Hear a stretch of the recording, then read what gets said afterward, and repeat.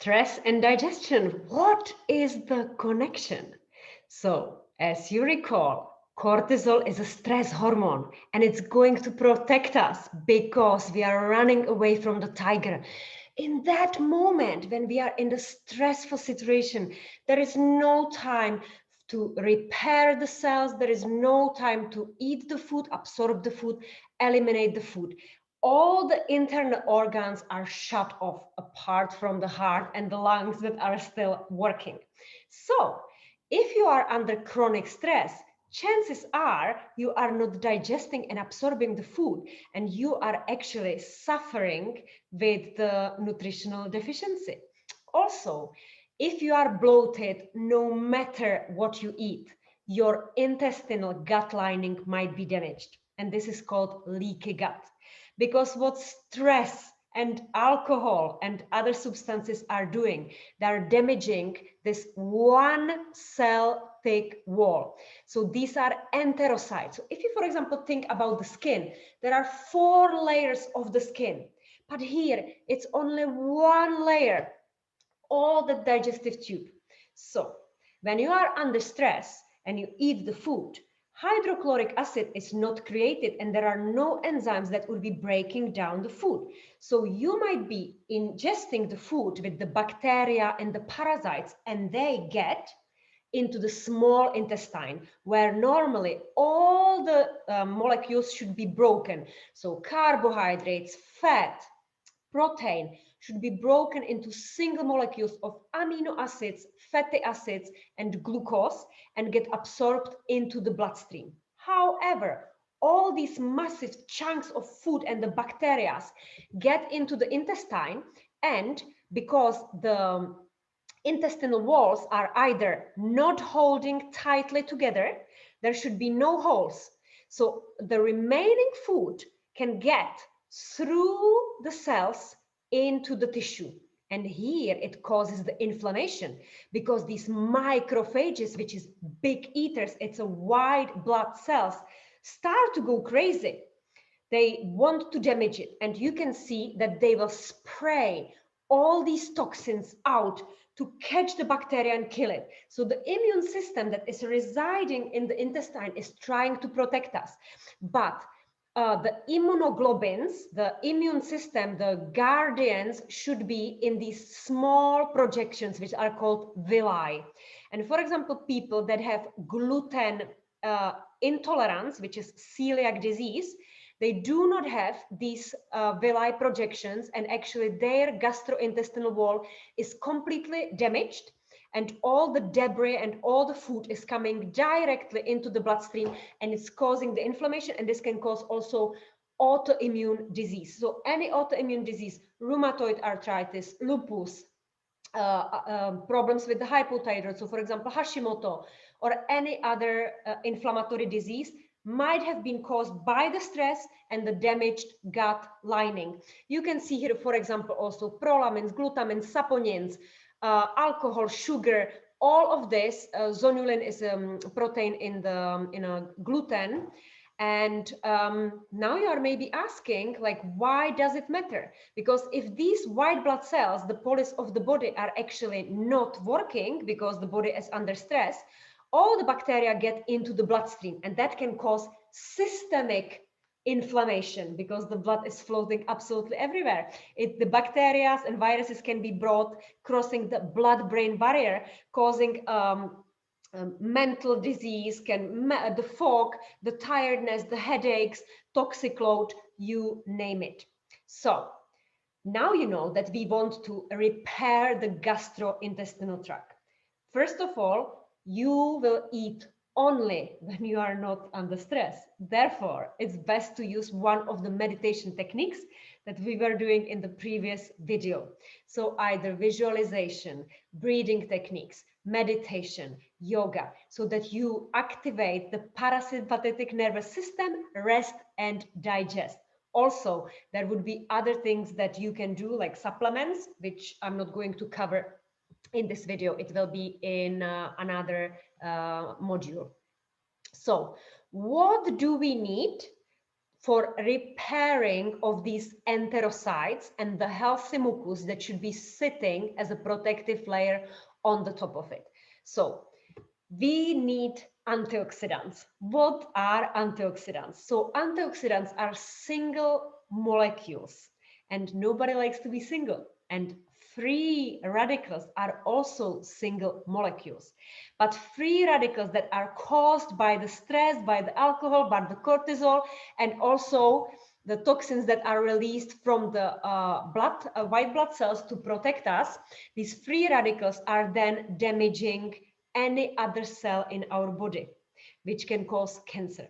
However, antioxidants, also single, they never damage any other structure. They pair with somebody who is single. Therefore, they are pairing with free radicals and removing them away from the body. So stopping them from causing the damage in our body.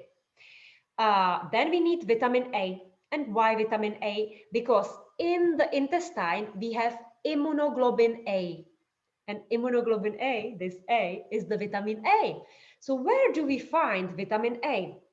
We find it in animal products. So therefore, vegans, even though they might be thinking, wow, I eat beta carotene and that's actually vitamin A. No, it's not, because beta carotene is a precursor to vitamin A, which means that we need to have some enzymes that are going to transform it into vitamin A. And when we are under stress, we are not releasing the enzymes. Therefore, the beta carotene will serve as an antioxidant, but not as a vitamin A. So in that case, supplementation would be good. But with supplementation, you have to be very careful, because some medication interferes with vitamins and minerals, and therefore you need to talk to a professional. Vitamin C. So vitamin C, of course, we can find in fruit and in vegetable. And that's very important, because vitamin C is actually part of the collagen. Collagen is made from vitamin C, zinc, and amino acids. So that is holding everything. And maybe you have heard about glutamine. So people who have like irritable bowel syndrome, they're drinking the bone broth. So they are boiling the bones for 6 hours, and then all the gelatin and all the amino acids, especially the glutamine, are released into the liquid, and then they drink it, which is absolutely fantastic, but you can even supplement glutamine. Then we need magnesium. Magnesium is actually amazing. I take magnesium every single evening, 375 milligrams, sometimes even 700 milligrams, because it relaxes the nervous system. It relaxes the intestinal walls, and there is not the tension. And it also is involved in the enzymatic reaction, so repairing the cells. Then vitamin D3, that is a steroid hormone, and that's very important for supporting the immune system. And majority of my clients are deficient of the vitamin C, and they need to supplement. Even I supplement, I even give to my children. Then we need omega-3. So omega-3 we find in fish oil. So you can either eat fish every single day, or you can supplement fish oil.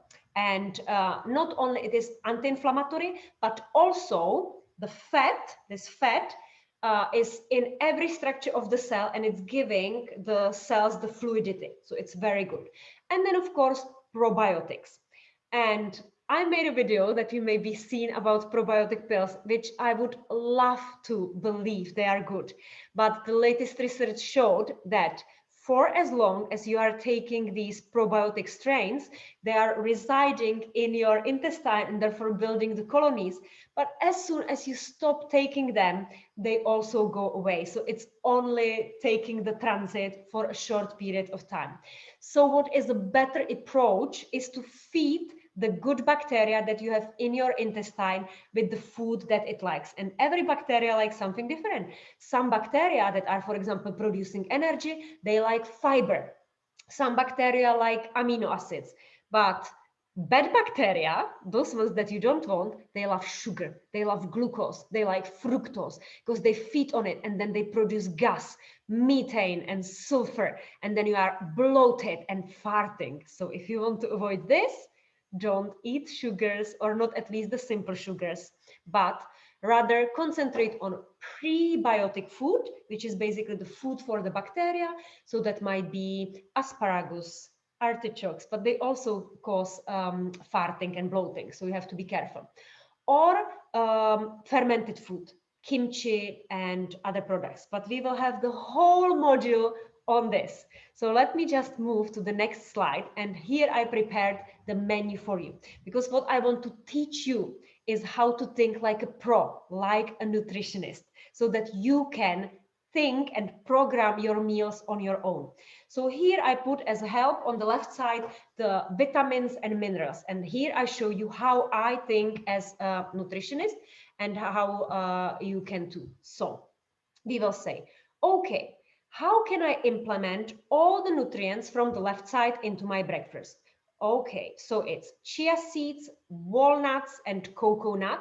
That is a source of omega-3 and omega-6. So then pumpkin seeds, they're actually very high in zinc. So it's going to build the structure. Berries are very high in antioxidants, and pineapple has the natural enzymes, digestive enzymes. So even though when we are under the little bit of stress and we still need to eat, pineapple, the bromelain, the enzyme, is going to break down the protein into single amino acids so that we can digest and absorb the food in a better way. If you are not vegan, you can also use kefir, which is a probiotic food. It has 33 bifidobacteria strains that are then going to feed our gut bacteria. What can you have for lunch? So you always want to combine fat and protein so that you are feeling full, so that you don't spike the hunger hormone ghrelin, but rather leptin, which is a satiety hormone. So we want to have green leafy vegetable. You can mix it with roasted beetroot, because beetroot is high in nitric oxide, which is lowering the blood pressure that can be high caused by the stress. You can also use the spices that help to break down the food and speed up the metabolism. You can use avocado because it's high in vitamin E and actually even vitamin A, and it's a really nice source of fat. Therefore, again, the fat that we need for the structural support. Papaya, because it has enzyme papain, which is breaking down the fat and protein. And you can maybe make lemon sesame dressing, because sesame seeds are really high in calcium and zinc and magnesium, and lemon is just alkalizing and high in vitamin C. And again, if you are not vegan, you can add there some animal protein, so salmon, eggs, chicken, or the organic liver. So organic liver, I know it sounds horrible to eat, but it's very high in vitamin A. So even once a month, eating the organic liver would be really beneficial. And for dinner, you want to have light dinners, because we don't need any carbohydrates or putting any pressure on our body in the evening. So you can have any kind of soup. So here I put the pumpkin soup because it's high in beta carotene, but you can do exactly the same soup with any vegetable. You can make it with broccoli, you can do it with cauliflower, you can do it with Brussels sprouts, you name it. It's just an amazing combination. So now maybe think about your menus, what you eat, and whether you punish your body or nourish your body. And maybe even after eating the meal, observe whether bloating comes in 30 minutes, in 60 minutes, in 1 hour, because this can indicate where you actually have maybe bacterial overgrowth. Is it on the upper part of your intestinal tract, the small intestine, or is it rather maybe after 4-6 hours in the lower part of the intestine where lots of the bad bacteria reside? Are you suffering with the constipation? Then you would want to watch the other module that I'm preparing for you.